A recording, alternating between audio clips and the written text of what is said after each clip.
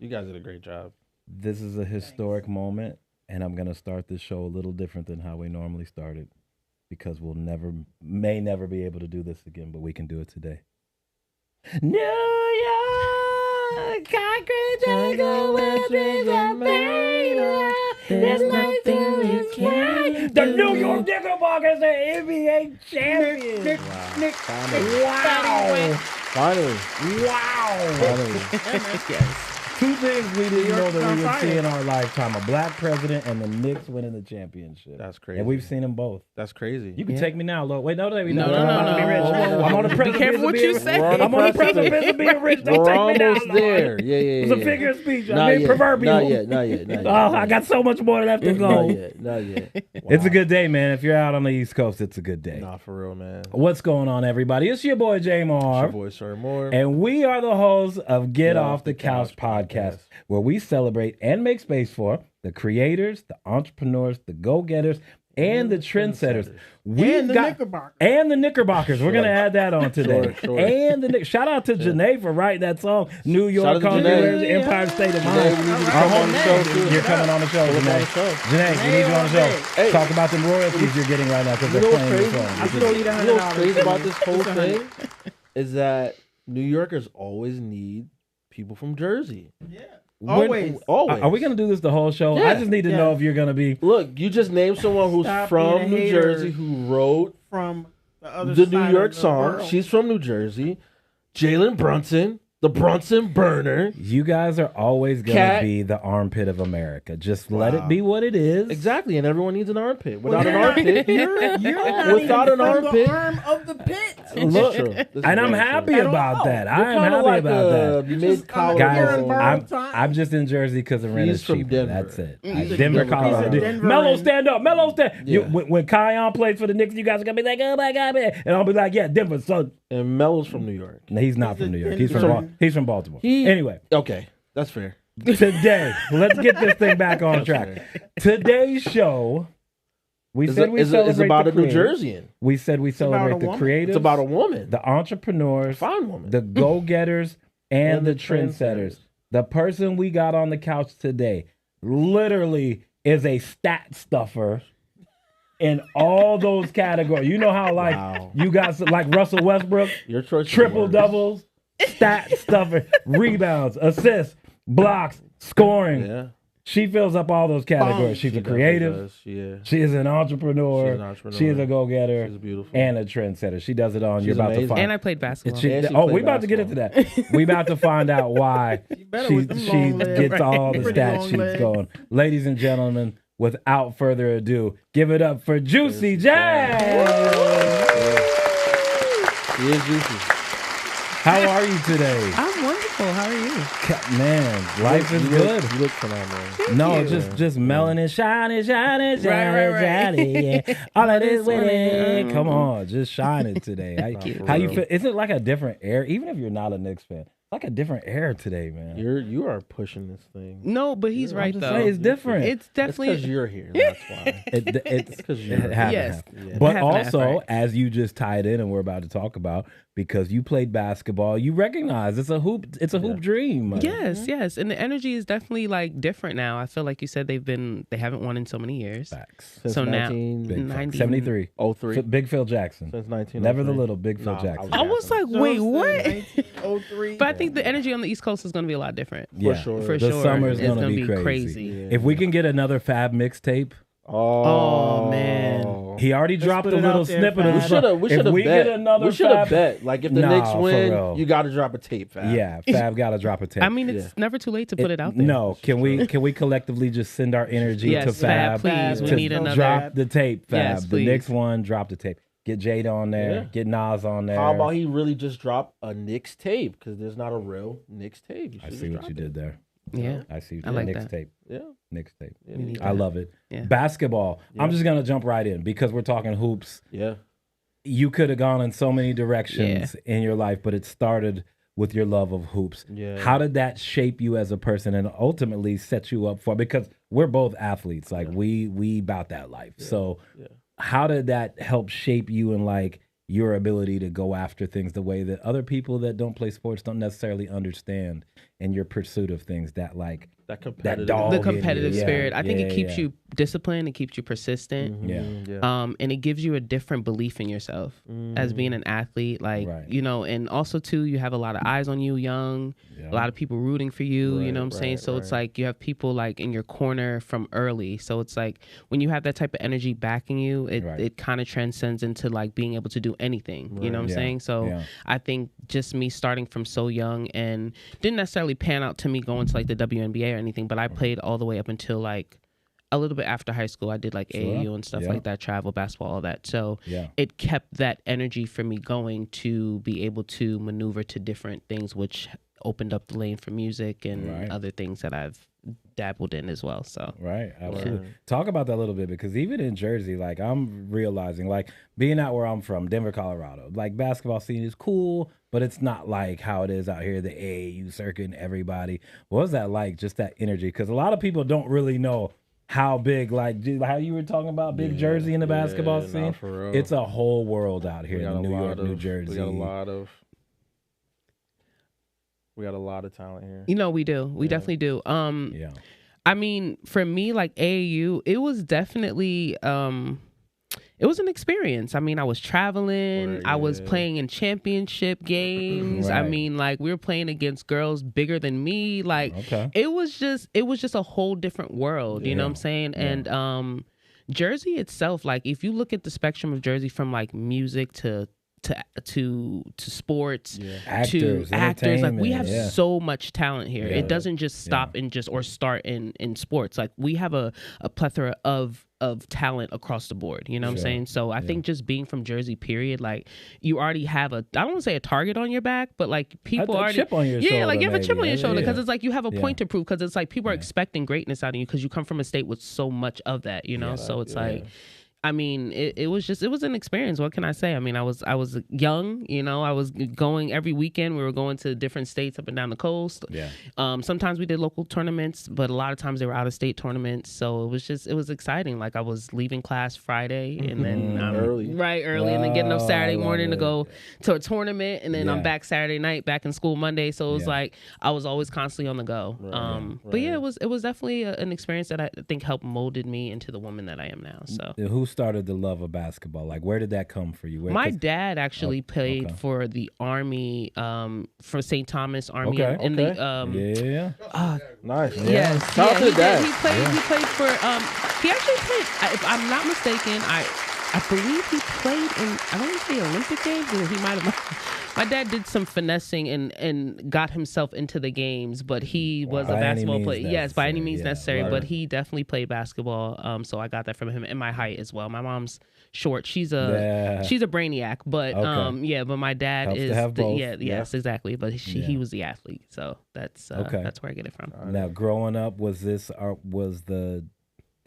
sensitive subject, so I'm going to try and walk gingerly through this. Did you guys still have the New Jersey Nets? Or we did.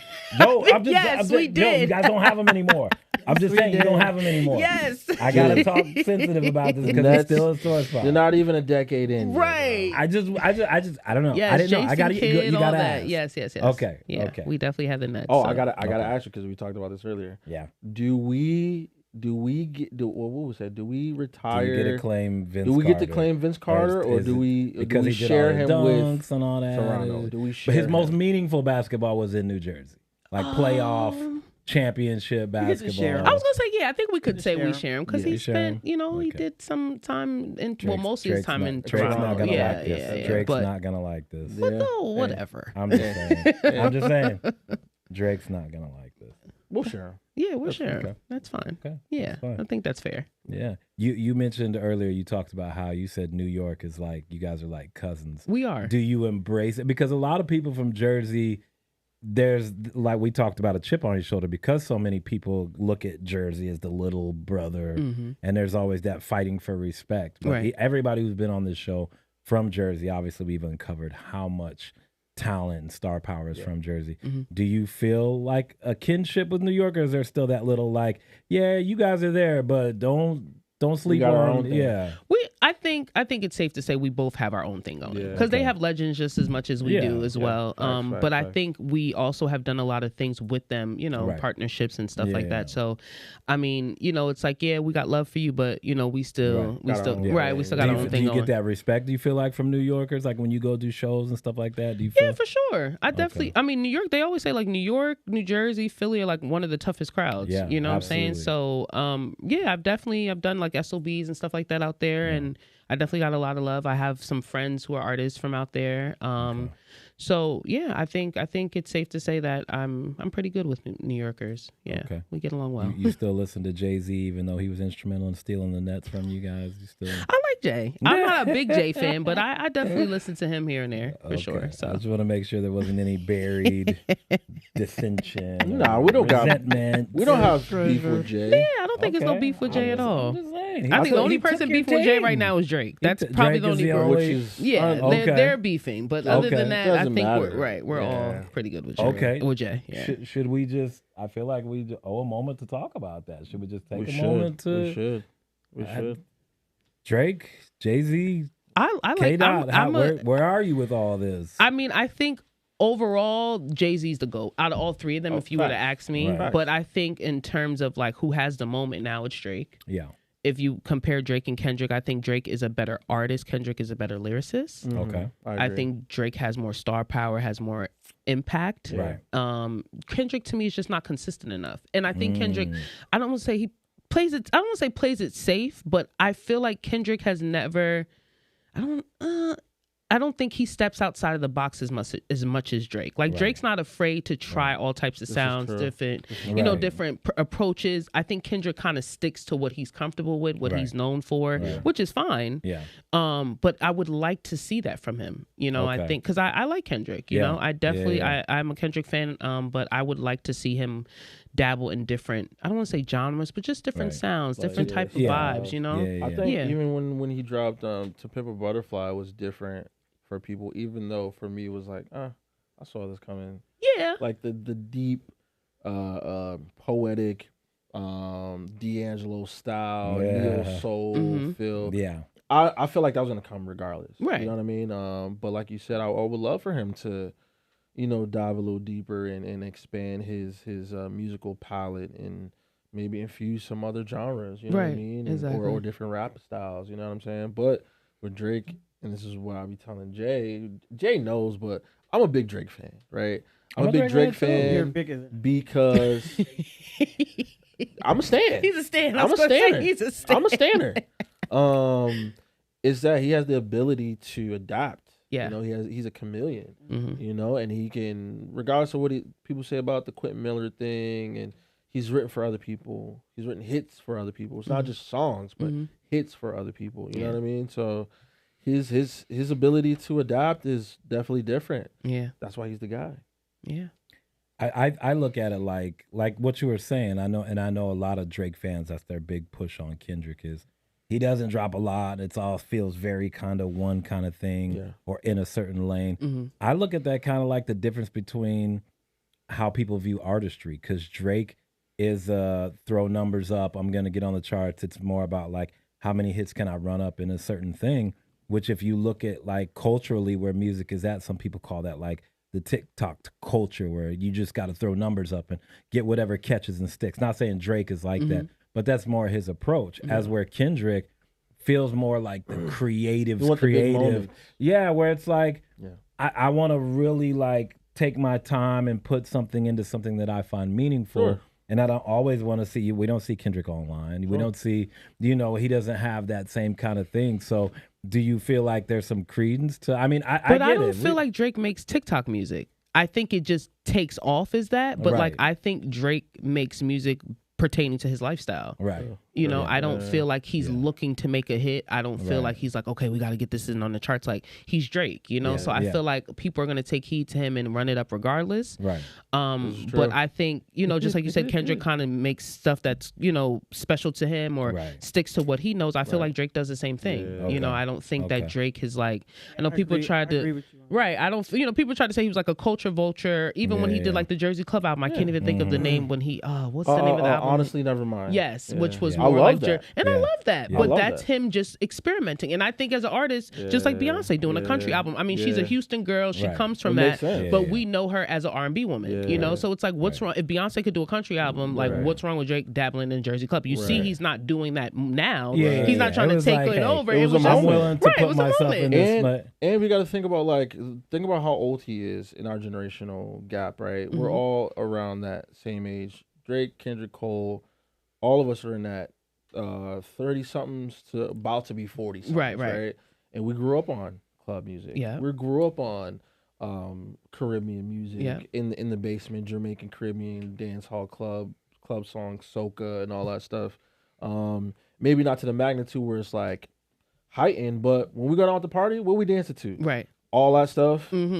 Jersey Club, house music. Yep. You know what I'm saying? Like him getting on the song with Coffee was amazing. Yes. Like I didn't even think of that. But it makes sense because he's a fan of music. Yeah. Right? And I remember this interview he did. He was like, yo, like hip hop's just a genre. He's like not a disrespect, but it's just one genre. Right. Yeah. If we're talking about music, he's like, I'm trying to be the best in music. In music, period. You know exactly. And I appreciate that about Jersey, that he is willing to, and he pays homage. He pays homage to people. As long as there's appreciation, because sometimes he blurs the line when people call him out, and I think he starts to like let his ego poke through a little bit, and he doesn't recognize that some of the things he's doing, he's in a privileged position because he is at the top. Right. He can take and poach something that, like, look, I just found out the whole beef between him and J&B is because he was called in as a writer to write on Renaissance album, and then before the album comes out, he drops his house album. It's like, whoa, you know what I'm saying? Why is he wrong for that? What's wrong I mean, it's strategic, but you're also playing with fire with somebody who, like, be clear. It's not like you're just doing that from, it's not like you're doing that from a little guy. You're doing that from Beyonce. But it was going to come out regardless. So Beyonce is the only person that can drop at a certain time? No. I'm just saying, if I'm called in to write on your project, and you know that, like, the whole thing is like, I'm coming with something that people aren't going to see, I put out something Renaissance and that. What did he put out that you said was a Honestly, Renaissance? never mind. No, he put out his house album right before she put out Renaissance. And Honestly Never Mind does not sound the same at all. Renaissance is for the gays. Right, okay? It's not.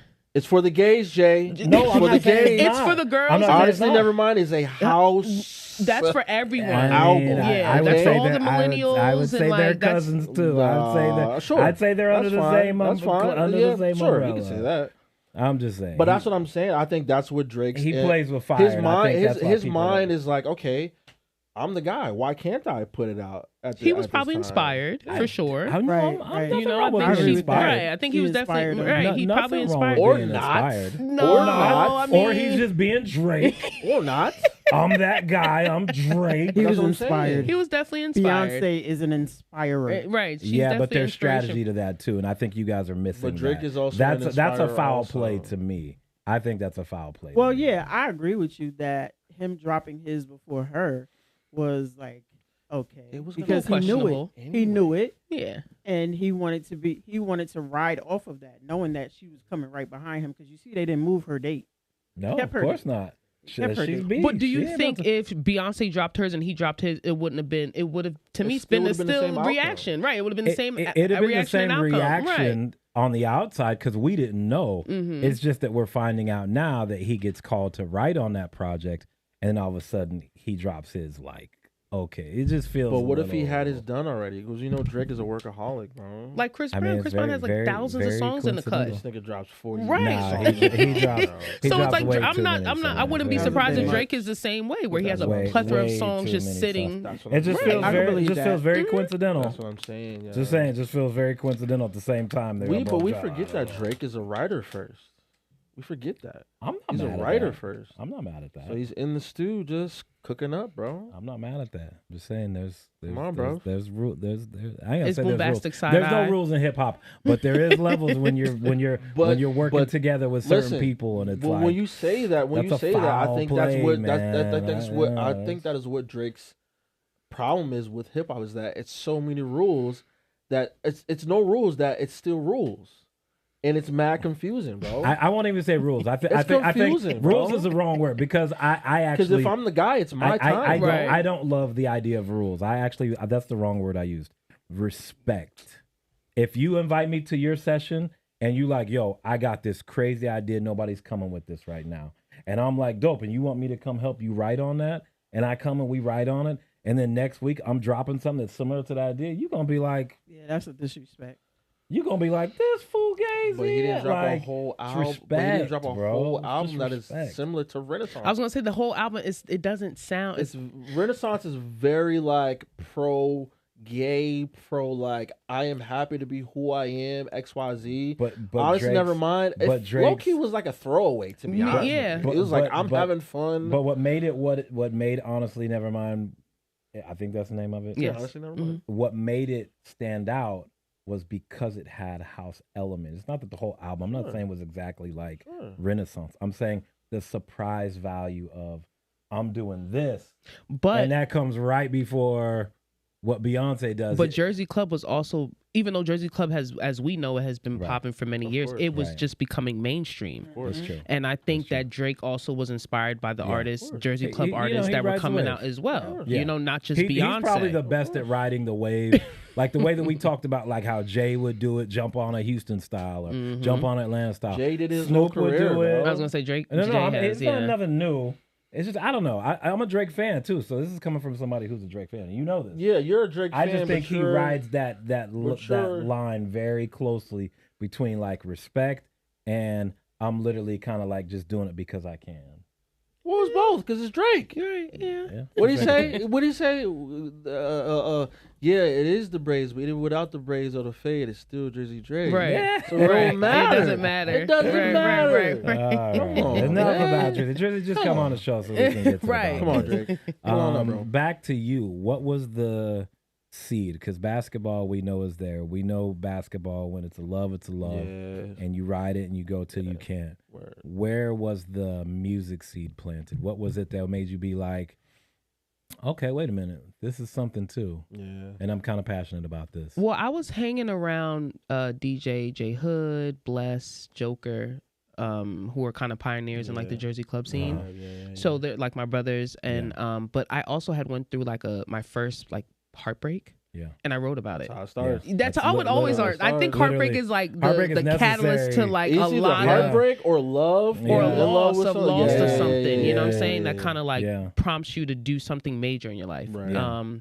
So for me, it was my first puppy love, heartbreak, whatever you want to call it. And I had wrote about it, and I was at my bro Joker's house, and I just recorded it and like put it out. Wow. And did you know that you could like that? Have you ever been like? I was always into writing as a kid. Like math and writing were like my best subjects. Okay. I would like write long stories. Like my teacher would be like, write us a couple paragraphs, and I'm writing like 3, 4, 5 pages. Like I'm just writing. Right, so I really love to write from young. So it was already in me, but again, going through that experience was like, okay, like I need to talk about this. Right. And just writing it didn't do it for me. So I was like, and Joker had suggested like, yo, why don't you just rap? Like just talk about it on the mic, you know? And I was like, all right, fine. And I did it, and it sounded so crazy, but it was a lot of passion behind it, because I was like, it was I couldn't still kind of remember it too, like most of the rap that I wrote, which was like, what was the response? Because people at this point probably didn't know you people for doing were like that. Rocking with it. I mean, you know, it wasn't like Jersey Club, but it was like, oh, Jazz, you rap?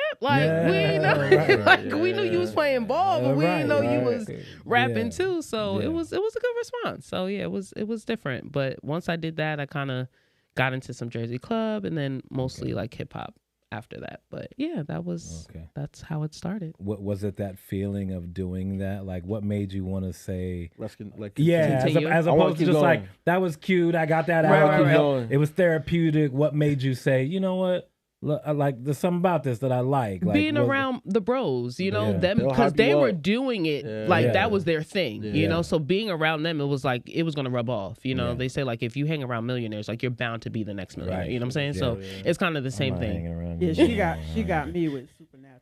Yeah, Supernatural, that came later on, but as I matured. But hanging around the guys who were doing it, who were consistent, who were passionate about it, is like, yo, let me see what's up. And they were like, yo, Jazz, get on this track, or you should do this, do that.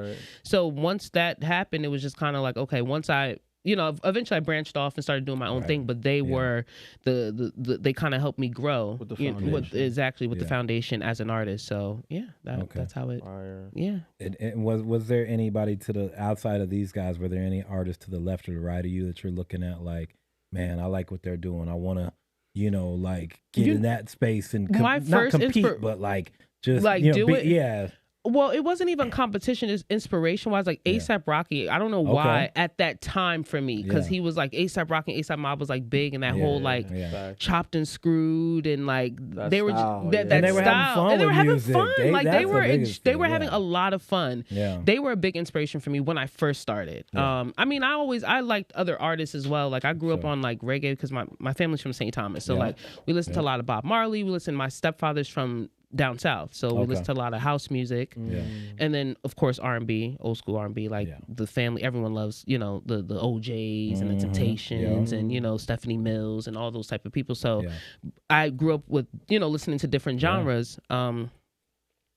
So oh my gosh, I lost my train. You're talking about the artists that you were inspired by. So A$AP Rocky, but for me, like I said, in that time, they were big. They were like just coming out, and I was like, wow, like I was so inspired and like almost in like an awe, and I was like, I love this, like, so I even did like a remix to Purple Kisses, which is one of A$AP Rocky's like big songs when he first came out.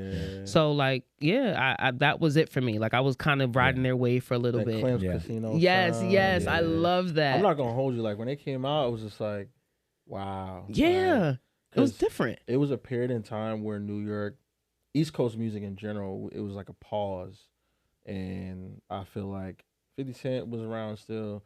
East Coast, we were talking about this earlier. Yeah. The game had a run for a long time, but we didn't really have... New York was changing, We didn't have no new guys. Right? They were the new guys. So when A$AP Mob came out and Purple Kisses, and it was something else.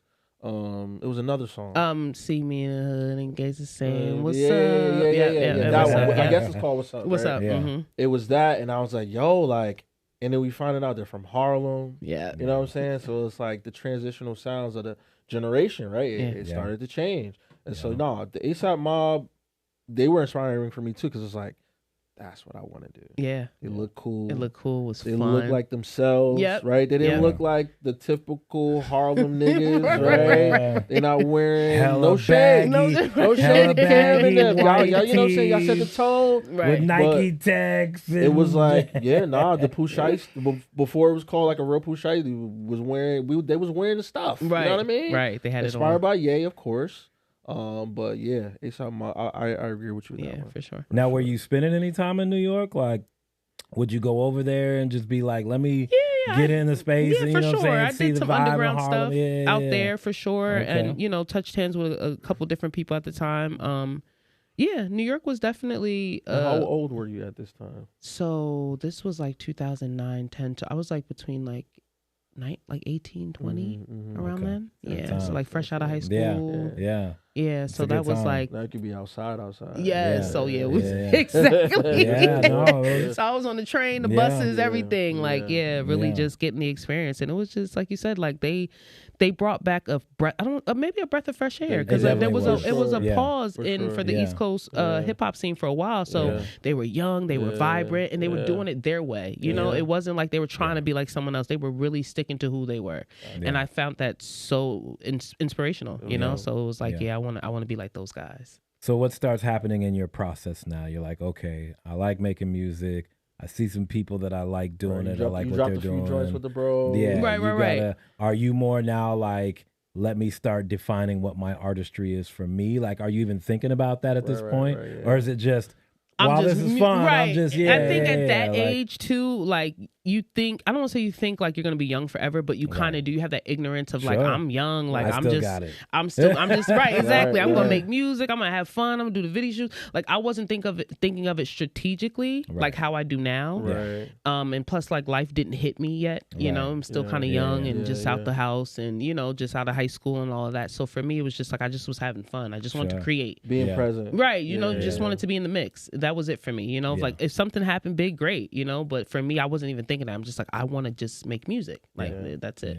So now, did you have anybody at this time saying like, hey, look, let me help you do this thing? Were there any outside of the manager types around? Were there any? I mean, not really. Like I come across people who always have opinions or like, you know, put it in their 2 cents or like, you should do this and that. But in terms of like actual like someone guiding me and like management, that came like later on. So at this time it was just figuring it out. I was just figuring it out. Exactly. I was just vibing, riding the wave, just doing my own thing, you know. So it wasn't as structured as it is now for me. So yeah, that time it was just fun. It was vibes. Yeah, it was just vibes. Exactly. We just vibing. What was instrumental in making you either see that like, okay, this needs to be more like a real business, like this needs to be taking it serious. Yeah, I need to take it serious. Or just like in general, like making you like, what was that definitive moment where you're like, okay, if I'm gonna really do this, let me really like start figuring out how to. I think when 2017, 18, I went to California and I shot a video out there. I performed, and I think when I did that, for me it was like, okay, like now I'm traveling and doing this. Now I'm stepping outside of Jersey. Now people know me outside of the United States too. Even like, you know, I had a couple connections with people in like Paris and like Europe and different parts of the, the world, you know? So I was like, okay, maybe I should kind of like take this a little more serious, take myself serious and not just do this for fun. You know? So at that point, like that year was like a pivotal year for me to be like, okay, like Jazz, like you gotta, and plus I was getting older, you know, you get older, like mature, you just start to kind of realize things like, are you going to do this for real or you're not? You know, like what are you going to do with yourself? What is your plan for life? So for me, it was at that time, it was like, you know, I was still working. I'm always a 9-to-5 girl, like regardless of what I have going on. And there's no shade to the entrepreneurs. I think that's a beautiful thing if you're able to do that full time. But for me, I like the security of a job and the benefits and all the things that come with it. And it's to me, it's an investment in myself. You know, I use that money to invest in what it is I really want to do. You have to. Exactly. So it empowers you. Exactly. To spend your money. Exactly. Yeah. That's a gem. That's a gem. I agree. To hear that information. Yes. That's a real exactly. Gem right there. Yeah. Don't. If you have a good job and you're you know, pursuing a dream, like I always encourage people, stick with it. You know, like if you can manage both, do that. You know, it's nothing. Don't set yourself up for struggle if you don't have to. Because some people will drop it and go all in, and that's great. Bet on yourself if you can do it and you believe. And that's not to say you don't believe in yourself if you keep a 9-to-5. But I just think, especially in the economy and the world we're living in, like you got to have that security. You know what I'm saying? So definitely go with it. I agree. Yeah, for sure. Absolutely. Yeah. Now, were there any? What was happening in the? Because I'm trying to think when you're talking about the mid, like 2010 and between that, say 10, 17 to 17. What was happening in women's rap at the time? I'm trying to think who was. I think it was just Nicki. It was really had Cardi Nicki. even come yet? No, Cardi didn't come. Nicki had it on lock. It was so like it was Nicki. Did Rhapsody? Yeah. I think that was it. It wasn't a lot of mainstream Did girlies. we have JT and Young Miami yet? No. That was probably like we had Katie Got Bands. Okay. I mean, you're probably still looking at the landscape like, okay, it's open field. It's open. Right. Yeah, it was an open field for a long time. Nicki really, if you think about it, she had it on Smash for a long time. Like a high level music standpoint. It was just Nicki. Yeah. It was just Nicki. And I think that's also why she struggles with allowing other women in.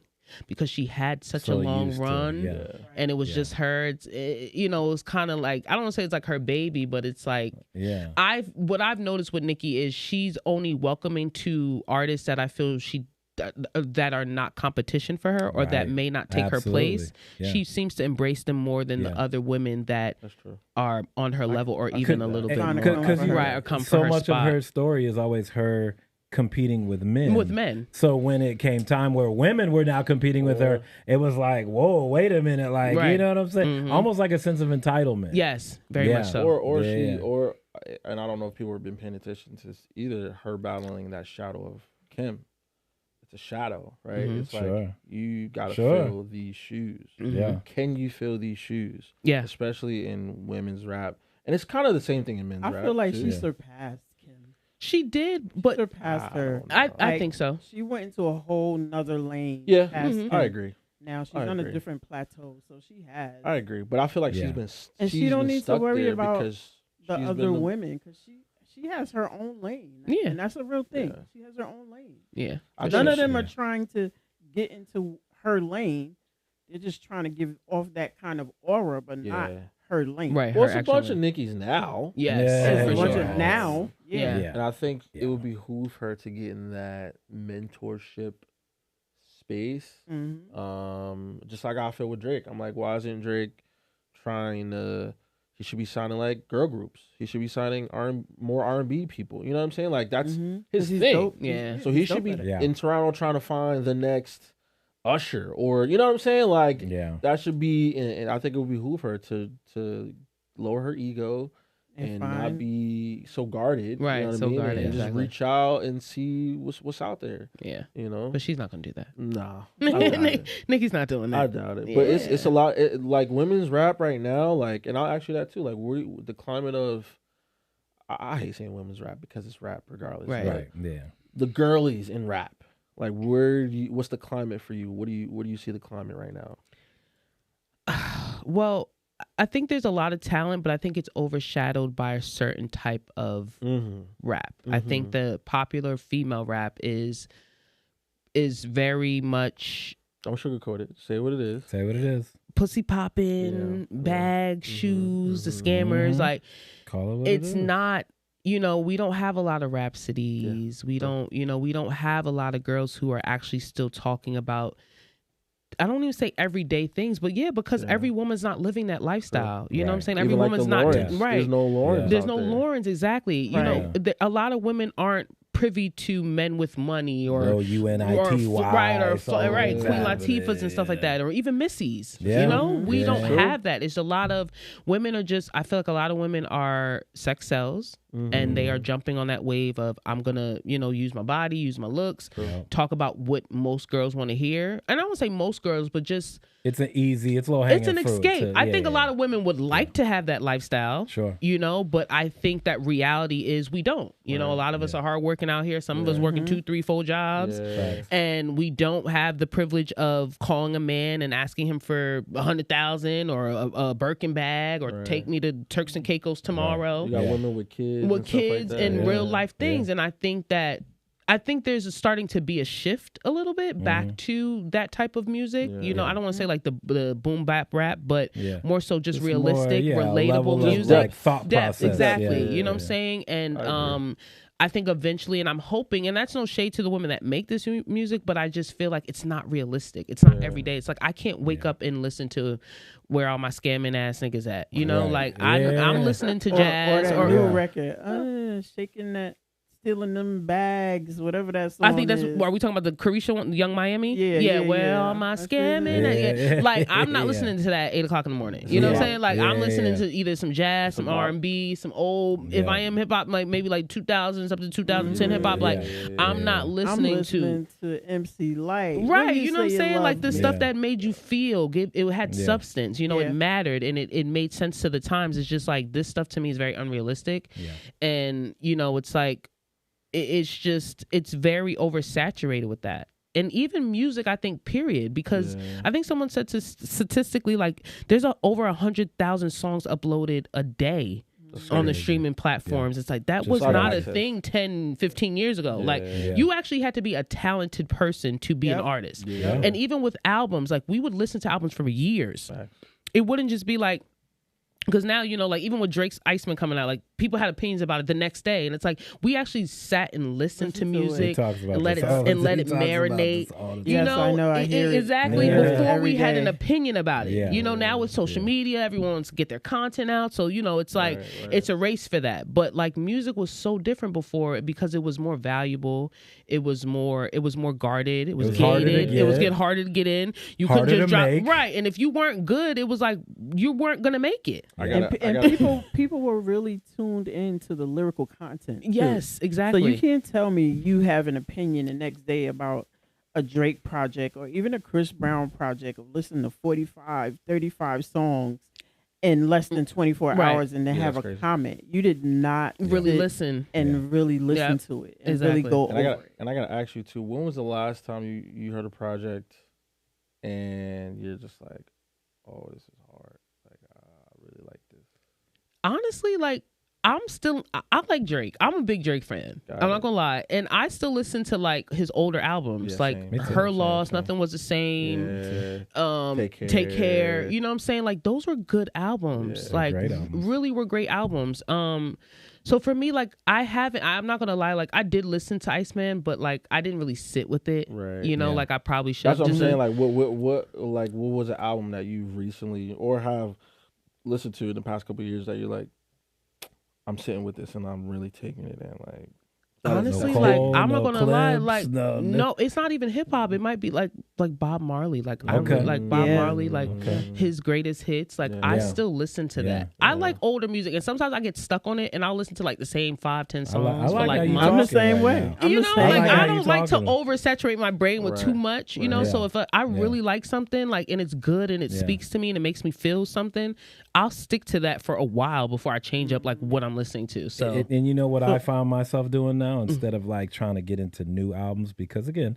I believe there's hope for new music because there are people that are changing the stigma every day. More people are, you know, getting back to some things, some fundamental things. So I don't give up on new music, but I do find myself going back to older music too. Like I'll be like, you know, let me listen to an album that everybody talks about that I just didn't. So I'll go back and listen to Marvin Gaye or go back and listen to the We always listen to Mike. You know what I'm saying? Exactly. Yeah, Mike. But it's like, I was listening to Heaven Can't Wait. Oh my God, I love that song. I think that's to me, one of his best songs. I love Heaven Can't Wait. So let me ask you a question. Right now, if you had a chance to collaborate with 3 people, who would it be? Oh, okay. Like Missy. Definitely Missy. Drake. Yeah. Definitely Drake. I can see that. And an R&B person. I'm going to say, wow, probably it'll be between like Chris Brown for a guy and for a girl it would either be Kalani or SZA. Okay. Yeah. Okay. Yeah. Okay, Solana, big Jersey. Solana, yeah. Yeah, I heard it. Never put it out there. Jersey. Yep. Never the little Give it up for Jersey. Yeah. I can see that, like even in your music, like you have a wide range. Yeah, I do. I like to dabble in different sounds. I love that about your music, and I don't know. I was gonna say like new projects, like. I think for me now, I'm getting back to, at a point I used to stress myself out so much with it, like trying to like do things strategically, and plus too, I do a lot on my own. You know, I don't have a big team or like big help, so it's like, so I felt a lot of pressure. And that was coming from myself mostly. Sure. So now I'm just having fun again. I'm starting to get back to just having fun with it, just getting back to, because I had stopped creating for a while, just going through like life situations and things like that. Yeah. And just trying to figure out what, because it's like, even though, you know, you think you know what you want, but then like life happens and like, then you're like, maybe I should try this, or maybe I don't know what I want. And I think as you're growing, that's life. You're always learning new things about yourself, or at least you should be. You know, you should always be growing. You should always be evolving. So I think for me, I had hit a certain point in my life where I'm like, okay, I need to do something different. And it wasn't music. So I needed to. Sometimes I think as artists, you have to go and experience life to make better music. Yeah, you know. And I say that a lot. Yeah, you gotta or anything in life, you gotta live. You know, it doesn't have to be creating on autopilot. I'm just autopilot. writing because I'm a writer. Just to write. You know, and I felt like I was doing that after a while. Like I was just creating just to do it, just to keep up. And I was like, you know what? Like F this. Like I need to live my life. I need to figure out some things. I need to have some more experiences, and that's what I did. So now I'm coming back, and I'm just having fun with it. Like I'm treating it like I was 10 years ago. You know, I'm not looking for the big moment. If it happens, great. If it doesn't, that's okay. Because at the end of the day, I'm doing this because I love it. Right. You know, and I want to fall back in love with it. I had fallen out of love with it, and it was just like you said, autopilot, just doing it just to do it because I know I could do it. I'm good at it. Yeah. You know, but I didn't feel like I was evolving. I didn't feel like my skills were sharpening. I didn't feel like I had lived enough. So I was like, let me put this down, go do other things, and I'll come back to it. So that's where I'm at now. Yeah. I obviously have been able to check some of your stuff out. I haven't heard the whole catalog. I'll just give me some time. It's good. That's all right. It's good. The Caribbean influence. How much do you allow that to come into your creative? Like, do you embrace that in a way? From St. Thomas. Right, from St. Thomas. Yeah. So you know what's so funny? Is there a Shinsia collaboration coming? You know, like that would be great. That would be awesome. You know what's so funny? I just started kind of like writing to that type of vibe, and for a while I've been stuck on because I love R&B. I'm an R&B girly. Like I do love R&B. But I for whatever reason I just would write more rap songs. I think they're a little easier to write. Yeah. But now I'm starting to like I said, I'm just getting back into having fun. So I'm writing R&B. I'm writing pop. I'm writing, I'm writing neo soul. I'm writing hip hop. Like I'm doing it all. So like to answer your question, like absolutely, I think there's an inspiration behind it just because of the fact that I feel like at least the Caribbean music I listen to has some substance, and I try to put that in my music. I don't always try to rap about, like I said, the purses and the bags and certain like I even try not to curse sometimes. Like even the song Epic that I'm gonna perform tonight, I didn't curse in that. Supernatural, the song that I did with Zenith Star, I didn't curse in that. Like a lot of my songs, I'm very conscious of not trying to curse, and like I'll even pull out the dictionary sometimes just to try to figure out another word to say aside from something typical. So there's definitely an influence. I don't think I have a lot of songs that are Caribbean style or vibe. Not yet. Right. Yeah. But again, now that I'm having fun with it, I might drop a whole Caribbean album project. You know what I'm saying? So it's open field for me right now. It's open game for sure. Just take it to St. Thomas when you go perform. All right. I got y'all. We can be background singers for you. Yeah. We can be background singers for you. Come on. I think about me and my homeboy Maroof, who's from New Jersey also. He's a rapper too. He's Nigerian. And on his project, he has like a Nigerian inspired song. He's like rapping, but like he's not putting like the accent and stuff in it or whatever. And then you think about artists who's at another level, like a Wale, right? Yeah, Toby. It's like Toby yeah. too. You know what I'm saying? So when you think about those artists who are from Nigeria, right? You're like, yo, like why don't you just do that, jump in the bag, right. And they're reluctant because of the, like you said too. You said it yourself too. It's just like I don't want to, you know what I'm saying? I don't want to feel like I'm like kind of like trading on a tradition that I've known for so long. But then you think about the Drakes, that's like, nah, just do it anyway. Right? Exactly. Why not? So, and one of my favorite albums that I listen to is Wale's "Everything Is a Lot" album. Is probably one of the best albums out this year that I've listened to, and hearing him on a Nigerian inspired joint or what is it what's the DC sound go-go. Yeah. Even him doing the people ask him like, yo, why don't you do a go-go album, him hopping back on go-go music and stuff like that. So it's just like do it comes natural to you, right? You know what I'm saying? Exactly. Like, don't like force you said, it. and I'm happy that you're in a space of just like fun. It feels like a playground. You know what I mean? Exactly. So, yeah. So I think a lot of artists have to get back to that. Absolutely. Yeah. Instead of stressing ourselves out trying to find a hit or make a TikTok sound or something that's gonna go viral. It's like just have fun with it. You never know what's gonna go viral or what's gonna be your takeoff song. You know what I'm saying? So it's like if you have fun with it, you don't think about it too much. I think that's where you create your best music. Right. Either that or from heartbreak. Yeah. No, or something painful experience. Really creating your music. If you had to pick your top 2 favorite music and videos, what 2 would it be? Oh, definitely Supernatural and Waiting for You. So fire. Yeah. Supernatural was definitely, and that was another time I was going through some shit, you know. And I wrote. I think what was I going through at the time of Supernatural? I think I lost my job at the time. I had lost my job, and I wasn't in the greatest space.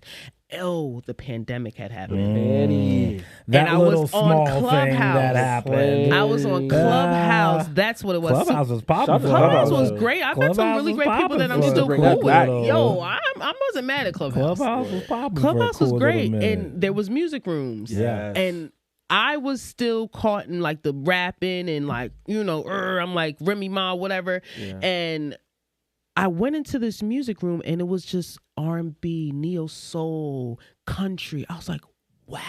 I was so inspired. I went on YouTube that day and typed in like Doja Cat type beat.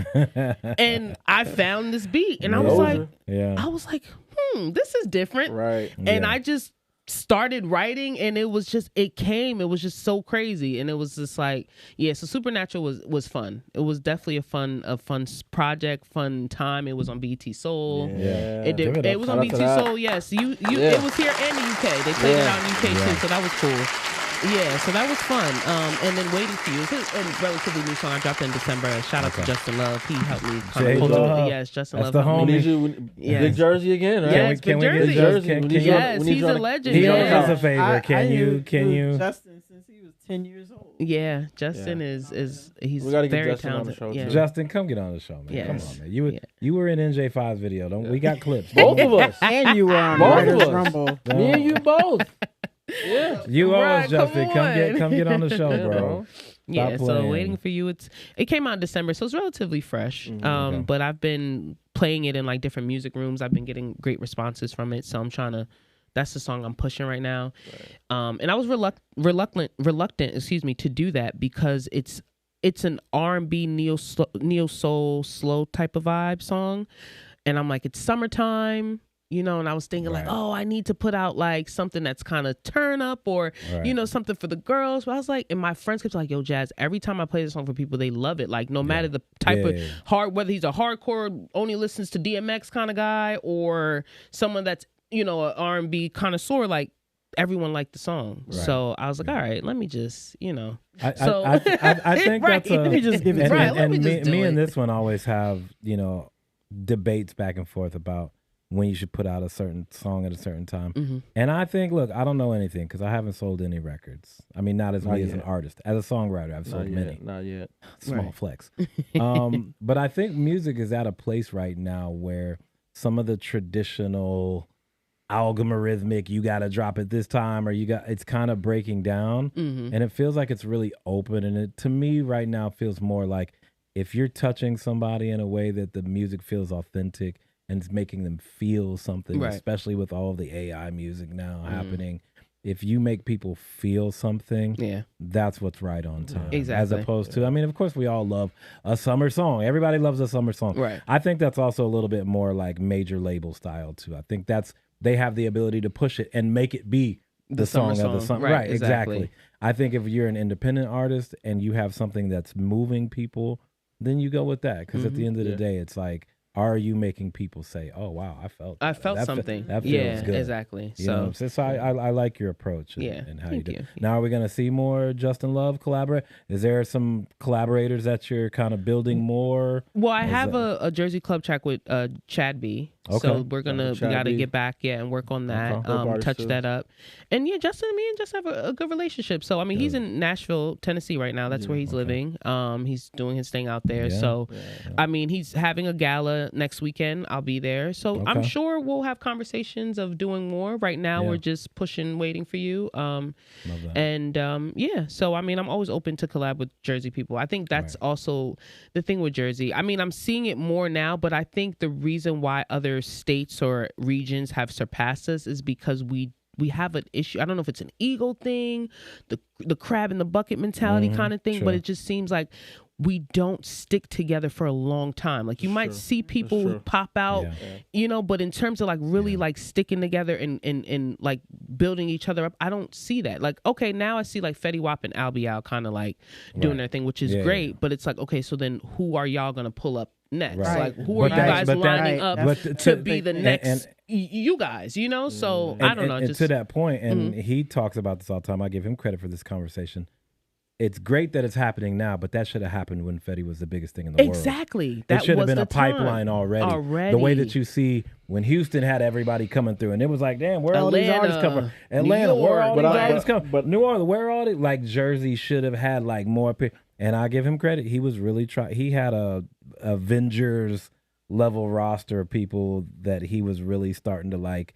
Trying. He was gathering them up like Infinity Stones, and they just couldn't see the bigger vision and really stayed together in the chorus. I wouldn't say I hated that it didn't happen because there was a lot of talent. I wouldn't say I would blame the OGs, but I kind of put onus on them to gather that, because when you look at the other regions, we were talking about the game earlier, right? They went out. They had structure. They went out, and there was a gap in the West Coast that was missing. Dre went and got M50. 50 went and got Game. Game came and had a void to fill and pieced it together.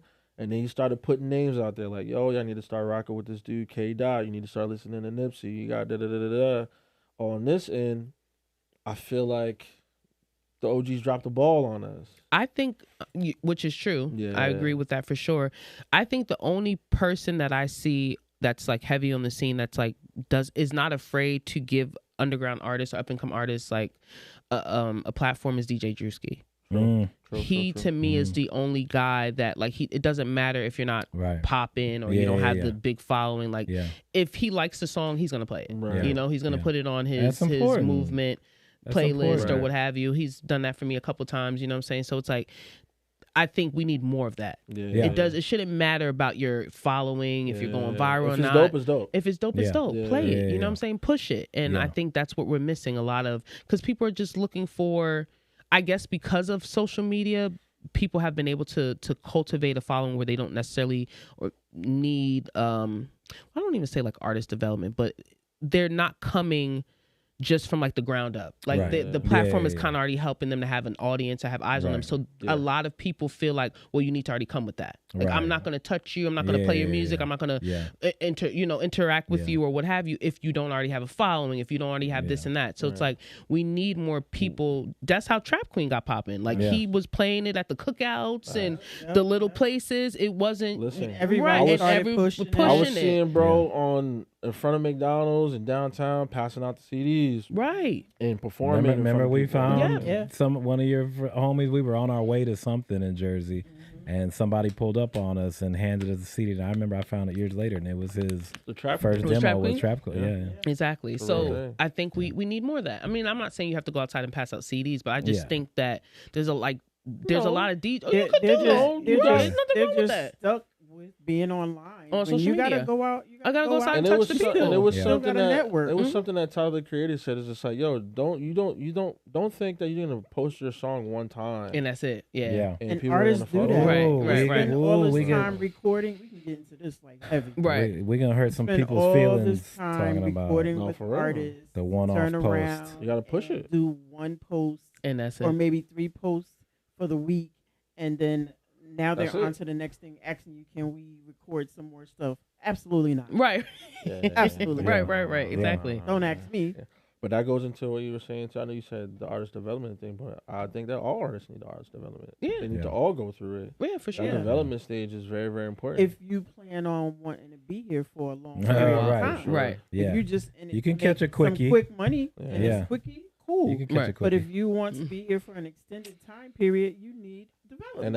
And that's why I think like you were talking about like mad songs get uploaded every day. I think how people treat the music and hip hop in general, they treat it like a hoe. Yeah. You know what I'm saying? Like and I think J. Cole dropped a song on the Fall Off that was dedicated to that, because he's just talking about, which was fire. He flipped the common joint talking about hip hop, right? I used to love her. And how the industry was treating music at the time. So it's like, oh, okay. In order for me to get her attention, I gotta rap like this. Yeah. I gotta do this. I gotta pretend I got this and that. So so I can have all these things and the attention. And I feel like a lot of people, not now. It's kind of doubling down and getting back to the craft, but a lot of people have been treating it as like just a quick money thing. And it's so crazy because it's only our genre of music. Like if you look at like absolutely country, if you look at even, I mean, R&B a little bit. I think there are some, I don't want to say because it's adjacent hip hop. Yes. Yeah. So R&B might have it a little bit, but like any other genre, like they gatekeep. True. You know, like it's not easy to get in country music. It's not easy to get in rock and roll. Jazz. They like hating on Beyonce hard. They hated her when she was performed at the Country Awards. Oh God, them you should have seen. I don't know if you remember seeing the faces in the crowd. They was just stone cold. Like she didn't belong there. You know, like but what is she doing here? To say to all of that, I'm reading all these comments, and then after I got to see Cowboy Carter on the field, which was amazing, all these crazy comments. I said, you know what? But you watched her. You gave her exactly what she needed to move how she needed to move. And thank you for the votes. Thank you for the views. Thank you, guys. And it wasn't a terrible album. And it's not that she shouldn't be allowed to do it. I really didn't appreciate it until I saw her perform because I really didn't listen to it. I might have liked maybe one thing I heard on the radio. I was listening to the radio, but I didn't go out and listen to it. But when I saw her perform those songs live, I was blown away. Well, she to your point, to connect the dots, she's also a consummate professional. She's always going to always going to get the best creators and people that are going to give it an authentic, truly feel that makes it feel that way. And to your point, we need. Unfortunately, we don't have enough gatekeeping where you have artists who don't do the homework and don't study. That's why I always come back to this album. Me and Chanel share this moment.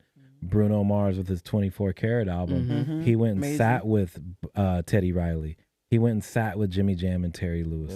He went and sat with Babyface and got the thoughts and the identity of the best creators of that time, of that new Jack 80s R&B sound, and got some of the went and got James Fauntleroy, who helped write most of the album. I was listening to a Bobby Brown Part 2 album. We were stuck listening to it because these artist development did their homework. They have a vision. They want to be great, can go into a different genre and be great at it because they gave it all of the attention and the time and the authenticity. They're students of the game. As where now, like you said, we have so many people who's just like, I'll just throw it out there because that's what people are doing. And there's no feeling of like, oh, this is actually moving a needle. You're not going to move all the needles, but you can feel when somebody's just, like I said, throwing something out because, well, that's what's hot right now. And I think more people need to be offended by terrible music. Especially in hip hop. Like we're so inviting of I'm clapping because I absolutely he started calling me a hater because I be so critical of people's music and I'm like, Joe, we got to the point where everybody it's like a participation sport. Because there are people who are good.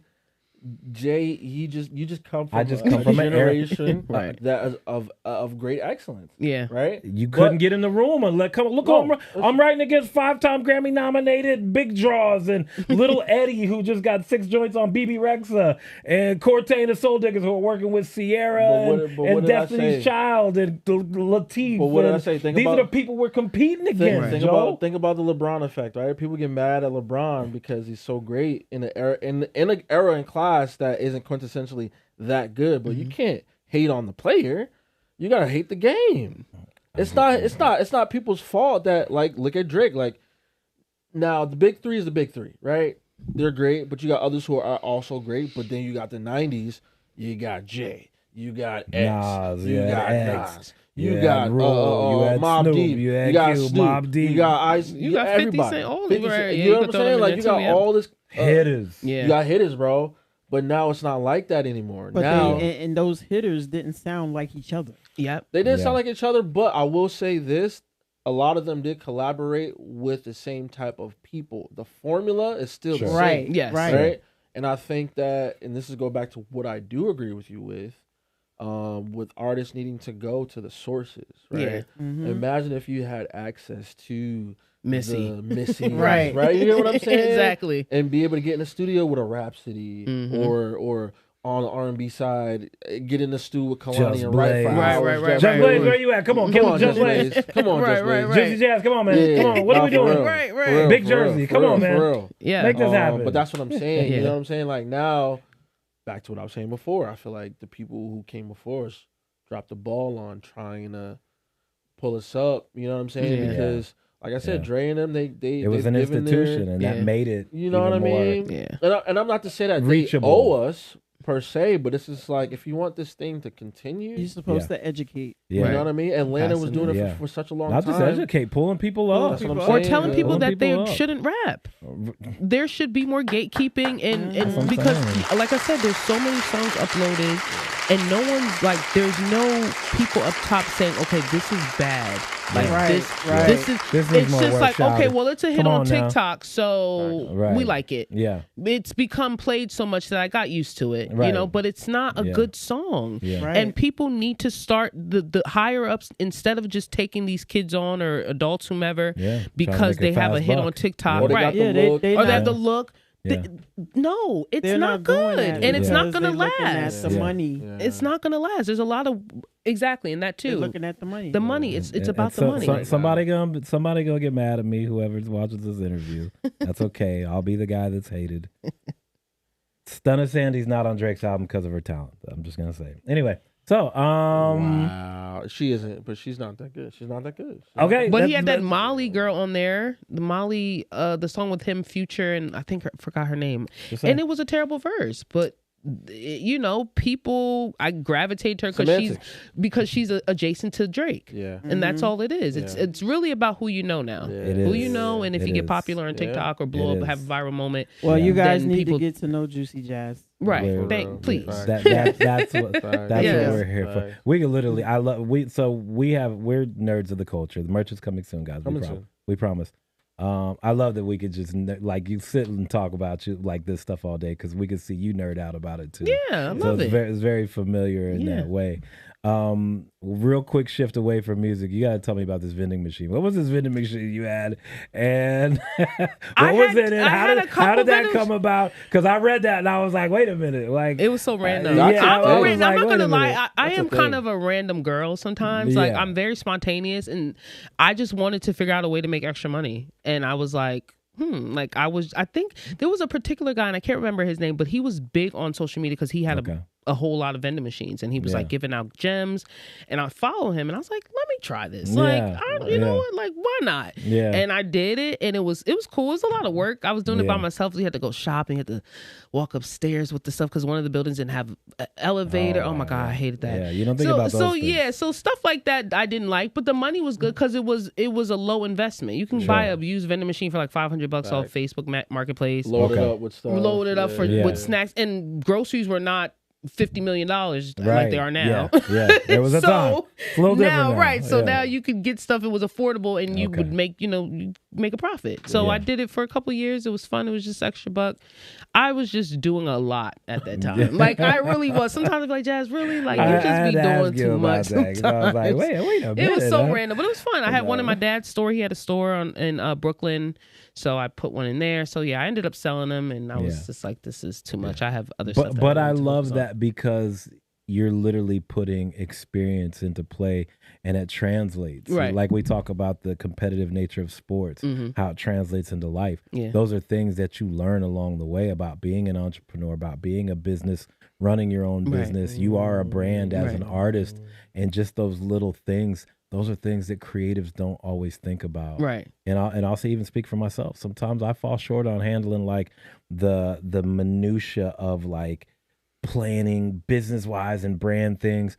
And like, I fall into that category sometimes. I'm like, I just want to create, bro. Right. Like, I don't want to do all this. But when you start chipping away at the business side of it, you start taking on those muscles of understanding. This is bigger than just the music. Just the music, Because let you fuck around and come up on a hit. Yeah. And now you got to understand licensing. Yeah. You got to understand publishing is different than master. You got to understand, like all these things. And so to just start checking off some of that, the muscles of doing business. It's such an important thing. So I applaud you for doing that. Whenever you decide to drop your debut album, right? I got a thing for you to do. Okay. You might have to get back into vending, but okay. Well, I'm all ears. Like, don't say it on air. Right. That's all I'm gonna say. It sounds like That's all I'm gonna say. Yeah, it sounds like. I think the cool thing about like the generation that we've come up in, and fortunately, you guys had the industry where you got the deals you got, whatever you got, but y'all had advances and all this stuff. And the good thing for us is that we were able to get it out the mud, right? Had to figure out how to do photography, graphic design, MySpace days, record ourselves, all that stuff, coding, you know what I mean? Build our own websites and stuff like that. So the dope thing is that I feel like the reason why, like, in our time, which was dope, was like the A$AP Rockies, Pro Rev, Drake, Cole, all them guys were able to do the things that they were doing because it was like low scale, like $1 in the Dream Tour. You got to pay $1 to get in. That's crazy. I love that idea. You get what I'm saying? Yeah. Like, I just need $1. 1,000 people come in, it's $1,000. Right. You know what I'm saying? And that was big then. That was major. You get what I mean? Yeah. And so I feel like, and it goes back to the love and care about the craft, the culture. What can I do that's cost effective? It's fun, and it's not just less stress, but it makes sense. And I think, you know, like you said, like the space that you're back in is like us having that love and consideration for the craft that we have and the love and doing the music that we want to do. Yeah. Right? What am I not hearing? Like, why am I not able to listen to everyone else? Because I need to make the music. Yes, exactly. You know, so, and I want to say, I want to give you your flowers and thank you. Appreciate the music that you make. Thank you. Continue creating, continue building. Definitely. Yeah. What you got coming up next?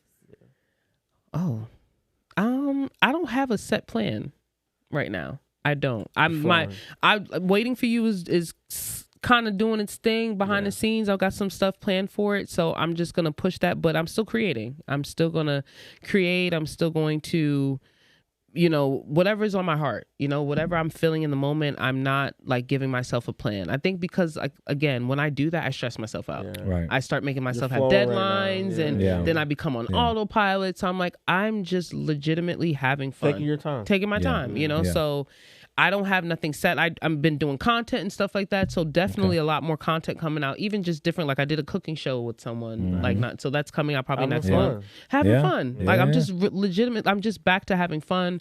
I have no pressure. Athlete content, letting them know you still got some. Right, you know what I'm saying? So, but yeah, I'm just enjoying myself right now and enjoying the experiences of life. And so that will be put into the music, and whatever I feel like putting out, I'm putting out.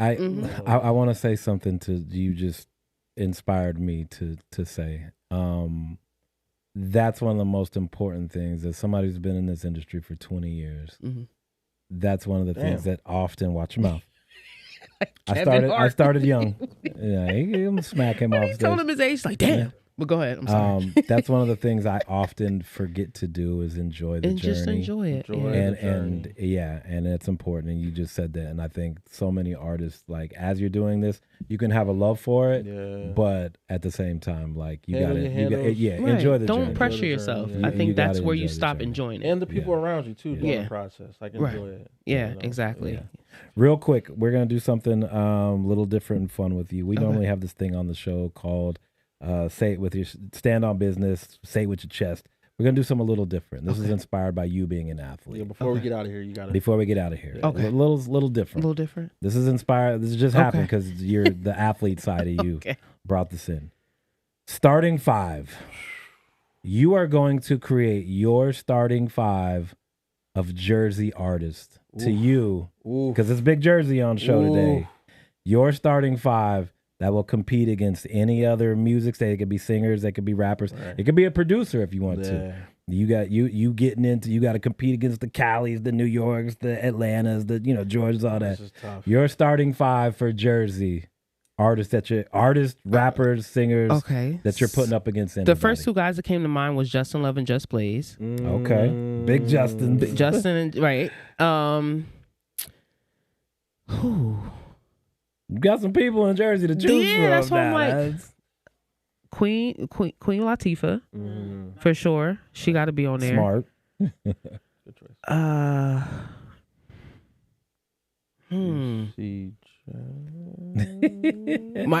Myself? Can I put myself? I didn't know. I'm thinking like I'm picking. Of course, myself. I'm putting me on the team for sure. Okay. And then the last person, a newer. I'm thinking, Yeah. I know, right? You got. Yeah, I'm just gonna say you got Lauryn Hill, Whitney Houston, and SZA to choose right, from. that's what I was thinking. Damn. You got two of those people getting left off this list was crazy. You got options. You got options. It's gonna have to be Whitney. Woo. The gold. I Whitney. I was about to say. Whitney. I was about to say. That's a start. That's a starting five. Wow. That was pretty good. I thought. No, I like it. You added some new. Just Blaze produced. Right. Justin Love's writing the song. Yeah. You are rapping and singing. Right. And Whitney's just going off. And we got Queen Latifah. And Queen Latifah. She does it all. You and Queen Latifah going back and forth on some. I think that's pretty good. That'll be crazy. I like where that's going. That was pretty I like where that's going. Thank you for coming on the show with us and just sharing. Thank you for having me. So vibrant. Yeah, such a beauty and talent. What you're doing. Guys, I really look forward. I got a crush on Jazz. That's okay. That's okay. It's okay. I can see why. She's a power. She's amazing. Yeah, you're amazing. Thank you. But we're not done with you yet. Yeah, no, you gotta do my performance. You gotta show us what you got a little bit. All right, you about to get up off this couch and do your thing. We're looking forward to that. All right, me too. So, without further ado, ladies and gentlemen, I'm your boy Jay Marvin. It's your boy Sir Moore. And we are about to have Juicy Jas get off this couch and perform and get it right for you guys. Thank you guys for tuning in. As always, it's never too late to get off the couch. Chip.